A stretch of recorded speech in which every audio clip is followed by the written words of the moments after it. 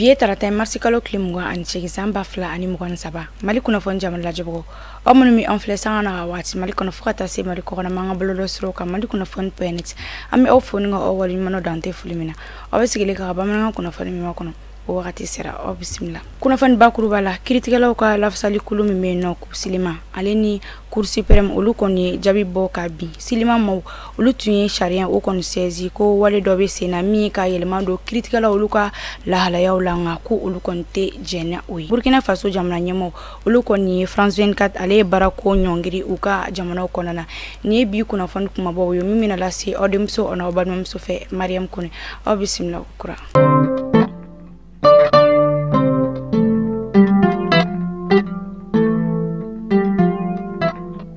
kuna fandam ni la mali kritika soba mimi no ko cour supreme ale ka barakelo ko ni yelma dona uka baro tabulu la ngana fiembo ale kula sharia ka la salito mi no ko silma ulu ko nya ira foku uma jeni oyi o kera janvier kalo kile sabata menina kiri ko ni tigera alamsa temeni nga fe mi silma ko ni kiri maja alela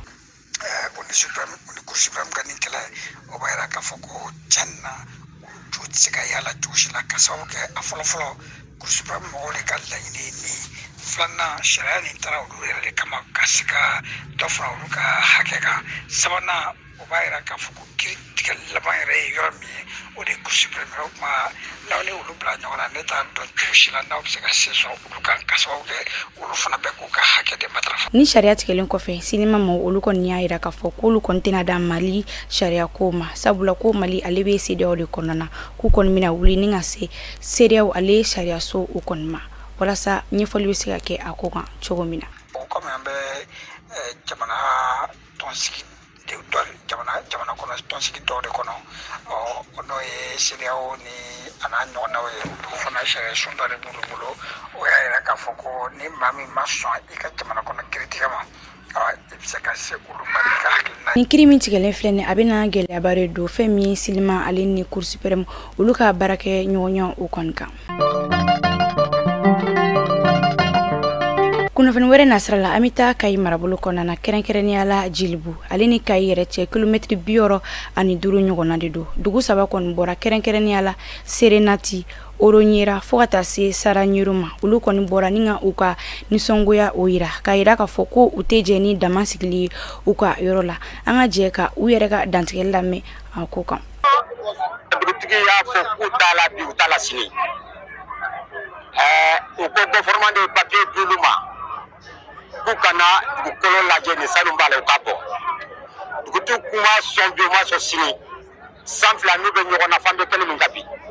bawo a bɛna kɔlɔlɔ min lase an ma a bɛna min lase an denw ma a bɛna min lase an mɔdenw ma an b'a conséquence dɔn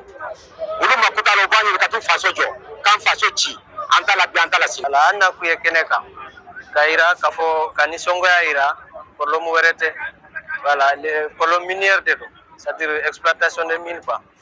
Ode kuma be sena kabiri sanfla nyona jeunesse toyala antala bi antala ministre mi ngambara nyeshire no dugu jugoro na fulu kuma aleka chirindo yere makono ndoni yoroko fole na shini arabado marsi kalo kle mgwan kono to samba fla ani mgwan so wala sakata nyefoli ke mawyi ko yire chogoyawka